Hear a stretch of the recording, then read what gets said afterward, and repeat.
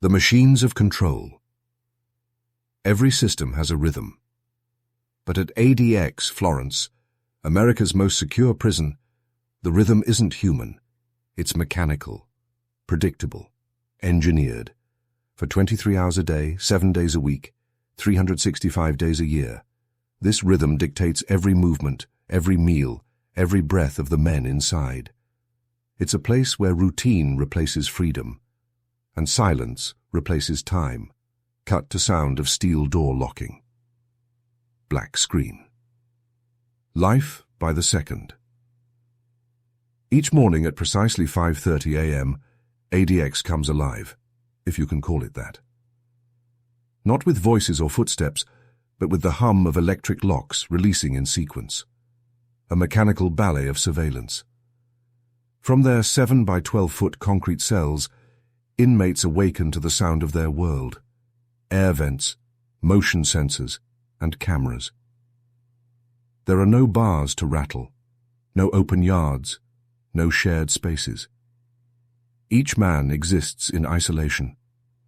A single cell made of poured concrete, reinforced steel doors, and a slot the width of a hand through which meals slide like clockwork. Narrator, tone darkens. This isn't punishment by neglect, it's punishment by design. ADX Florence was built in 1994, at the height of America's supermax era, to be the end of the line for the most dangerous inmates in the federal system. Terrorists, serial killers, gang leaders. Men whose names filled headlines. Ted Kaczynski, Joaquin El Chapo Guzman, Richard Reed, Zacarias Moussaoui. Each one confined to a box engineered to erase their influence, their communication, even their sense of reality. Visual, satellite view of the prison dissolving into blueprints of its structure. Concentric security rings, airlocked corridors, and layers of electronic fencing. The human algorithm. At ADX, human behavior is reduced to a formula. Every inmate is monitored, measured, logged. Every door opens remotely. Every movement, from the flick of a light switch to the tool, turn of a faucet, is controlled from a central hub known as the bubble. Inside the bubble, correctional officers sit before banks of monitors. Hundreds of live feeds from cameras embedded in every cell and corridor. Their job isn't conversation or confrontation, it's observation. Watching for patterns, for gestures, for signs that a man is slipping into madness or plotting violence. Former officer interview. Archival audio. Everything is recorded. What they eat, when they sleep, how long they stare at the wall. You start to realize it's not just them being studied. The system studies you too. Cut to control room. Dozens of screens flickering under dim red light. But even in this mechanical perfection, there's one flaw. The human mind. ADX was built to break influence, but in doing so, it often breaks people. Inmates begin to lose track of time. Their minds fracture under the weight of silence and confinement. Studies from psychologists who visited the facility describe inmates developing symptoms of psychosis, hallucinations, paranoia, and self-harm. Some begin talking to the walls. Others try to cut through the concrete with spoons, or swallow batteries to escape through medical transfer. Sound. Faint echo of tapping against cell walls. The man who talked to walls. In 2007, the Bureau of Prisons quietly investigated a series of suicide attempts inside ADX. One of the names that surfaced was Thomas Silverstein, once called America's most dangerous prisoner. He'd been in solitary for over 30 years, longer than anyone in U.S. history. Silverstein wasn't part of a gang war anymore. He wasn't rioting or fighting. He was simply existing. Locked away in a cell where the lights never fully went out, where human voices came only as distant echoes through vents. He wrote letters describing hallucinations, of walls breathing, of whispers that were unreal. He described time as a liquid that melts through your thoughts. For years he begged for one thing: human contact. But ADX doesn't negotiate with ghosts. When Silverstein died in 2019, after 36 years in solitary, no one replaced him in his cell, because there was no one else like him. He wasn't a prisoner anymore. He was a warning. Visual: close-up of empty cell, dim light through slot. A paper on the floor reads, "No contact." The ethics of extreme isolation. By the 2010s, lawsuits began piling up. Human rights groups, Amnesty International, the ACLU, and several former wardens raised the question: at what point does control become cruelty? A 2014 class action lawsuit revealed chilling details. Inmates with schizophrenia locked alone for years. Mentally ill prisoners smearing feces on the walls. Men cutting themselves just to feel alive. In response, the Bureau of Prisons launched a mental health unit inside ADX called the Control Unit Transition Program, aimed at preparing inmates for transfer back into general population. But even with reforms, the question lingers: can you take a man apart and then expect him to fit back into society again? Visual: montage of medical evaluations, therapy sessions behind bulletproof glass, flickering light of a security monitor. A life without darkness. Inside ADX, the lights never truly go out. The hum of electricity is constant. The air is recycled, filtered, recycled again. No stars, no sky, only a narrow slit high in the wall, letting in a sliver of Colorado sunlight that lasts less than an hour a day. Former inmate voice, archival audio. It's not the noise that drives you crazy. It's the silence, the kind that follows you, even after you leave. Long pause, then the faint sound of a door closing. Narrator, steady, introspective tone.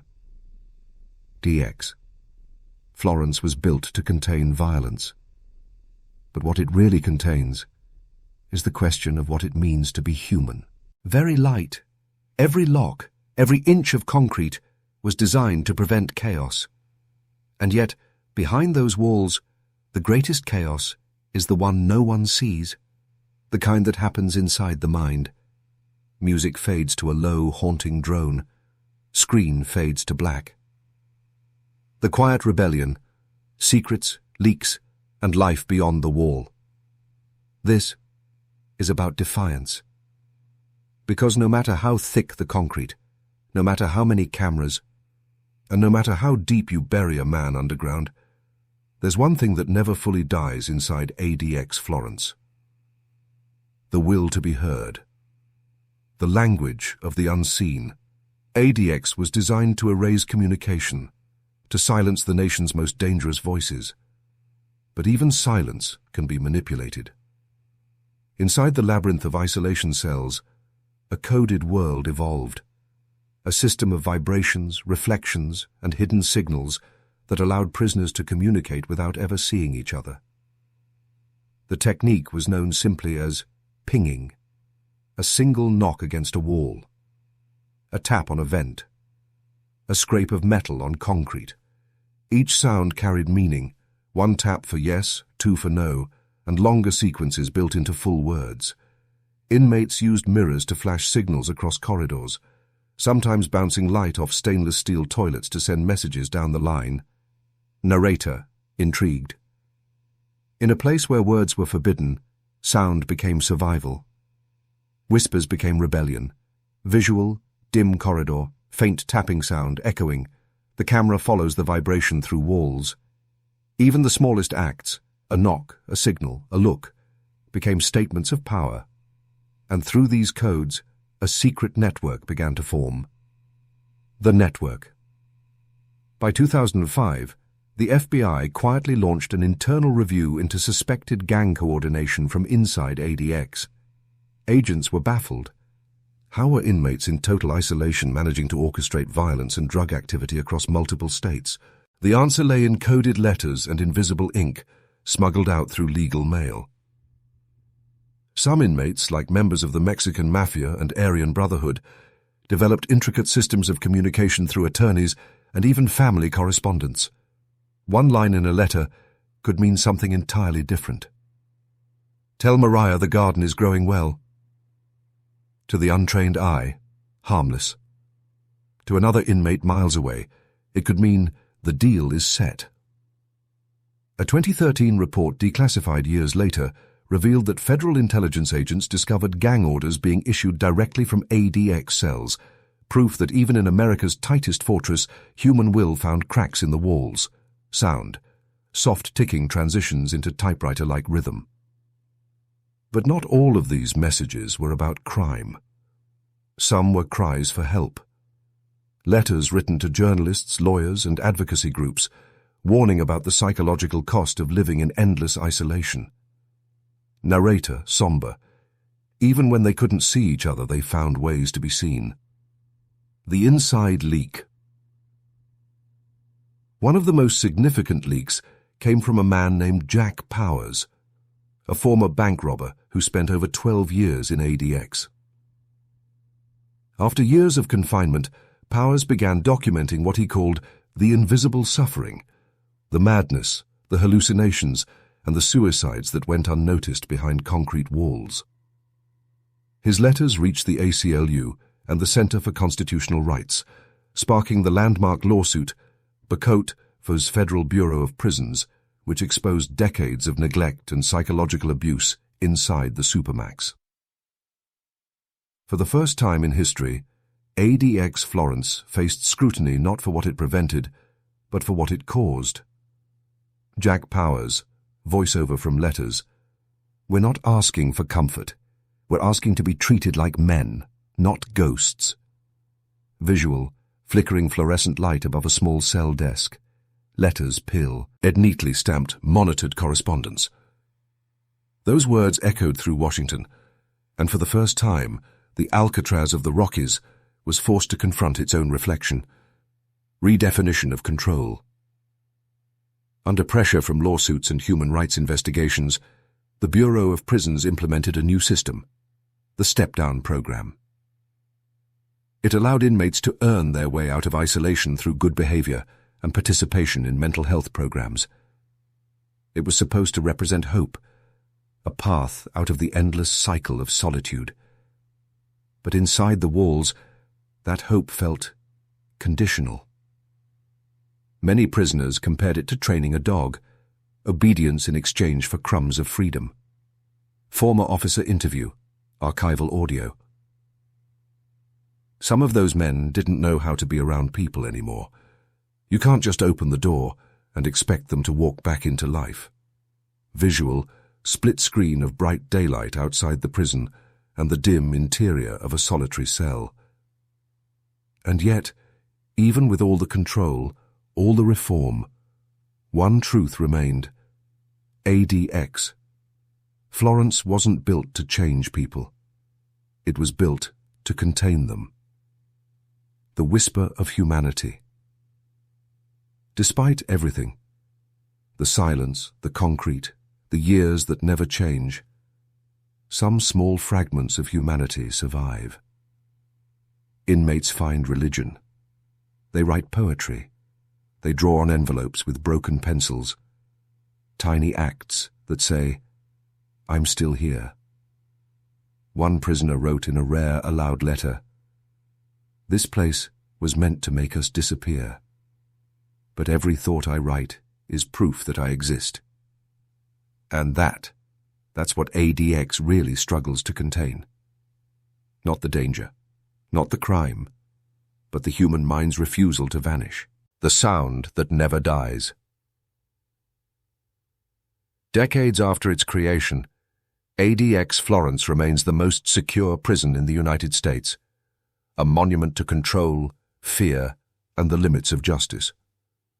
But inside those walls, a quiet rebellion still hums, the heartbeat of men who refuse to be forgotten. For them, Freedom isn't about escape anymore. It's about being remembered.